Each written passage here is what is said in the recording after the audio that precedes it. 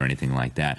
So they're taking all of this together and they are using it to build a control system that will not just be able to surveil and monitor everything you do on an unprecedented scale. When you combine it with AI, the ability to make sense of all this data, it's just mind-blowing, but also to manipulate what you do.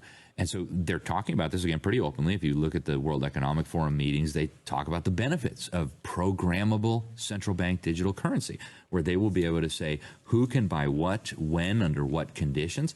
And then the Bank for International Settlements, Carol Quigley, to go back to him for a moment, Bill Clinton's mentor, the guy who really exposed this global agenda to create a one world system. He said the apex of the system was going to be the Bank for International Settlements. This is an institution that's almost entirely unknown to Americans. And what they are working on right now, and this is not a secret, it's not a conspiracy because it's not happening behind closed doors, is what they call a universal blockchain ledger. They want to tokenize every asset in the known universe, every farm, every car, every house, every tree, put it on this ledger, this blockchain ledger, and then you're only able to interact with this blockchain ledger using your biometric digital ID, using your central bank digital currencies. And so if I want to buy something from you, I can't just hand you a $100 bill. I've got to go on my device, connect to this blockchain system, transfer the central bank digital currencies to you. And so this is a mechanism for controlling humanity that I think is really unprecedented in human history. And when you take it all together, it's very obvious.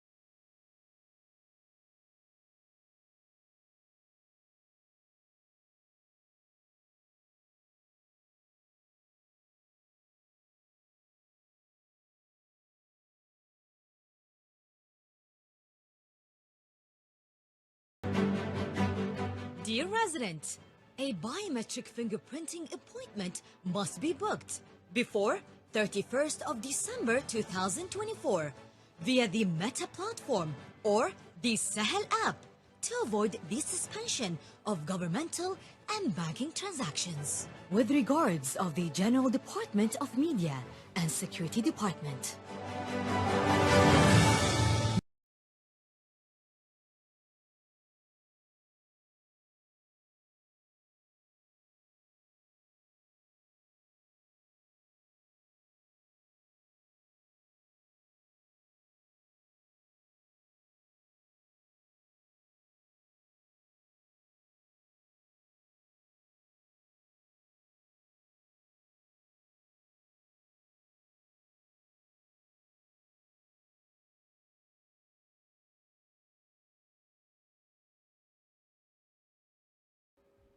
I think it's very hard for people who've grown up and enjoyed Western liberty and human liberty to imagine literally that we're going into a system where literally our homes, our cars, our communities become digital concentration camps.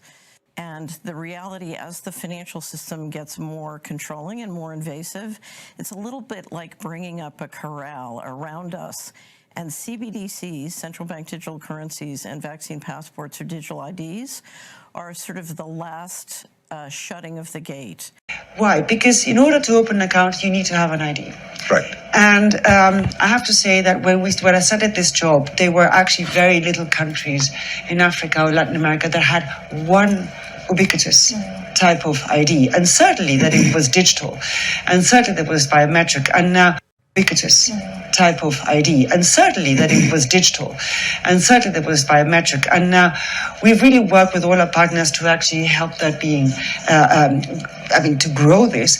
And the interesting part of it is that, yes, it is very necessary for financial services, but not only. Sure. It's also good for school enrollment. It's also good for health, who actually got a vaccination or not. It's very good to get your subsidies, from the government. So this has not only effect to the financial services. It's a very important issue.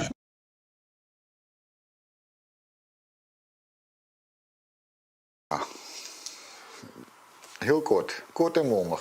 Ja, er zijn heel veel regels en er zijn vooral heel veel regels waarvan je denkt, waar slaat het op? Veel te veel regels. Dat kan ik gewoon met één woord zeggen, veel te veel regels. Het is eigenlijk zo dat er steeds regel op regel komt. Dus de ene regel is klaar en dan komen ze weer met een nieuwe regel. En dat is zo frustrerend voor de boeren, dat ze niet een keer klaar zijn van zo, oké, ik heb dit geïnvesteerd en nu kan ik weer een poosje vooruit. Greetings, my friends. Today, we gather to explore a profound message from Pope Francis, a call to embrace our role as stewards of this beautiful earth. In his encyclical Laudato Si', he addresses the urgent need for action to protect our common home. He emphasizes the importance of spiritual conversion, practical actions, and a lifestyle focused on timeless values rather than material possessions. The encyclical encourages us to adopt a more simple and sustainable way of living, to engage in environmental education, and to cultivate a sense of joy and appreciation for the natural world around us. It introduces the concept of a weekly Earth Sabbath, a time to step back and connect with the wonders of creation.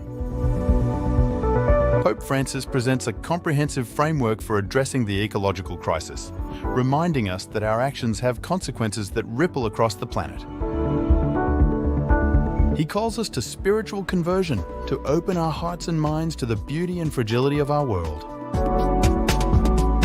The message of Laudato Si' provides guidance and inspiration for individuals and communities to engage with its teachings. It is a clarion call for all of us, regardless of faith or background, to come together and embrace our role as caretakers of this precious earth. So, let us heed the words of Pope Francis and commit ourselves to a path of environmental stewardship, spiritual growth, and a deeper connection with the natural world.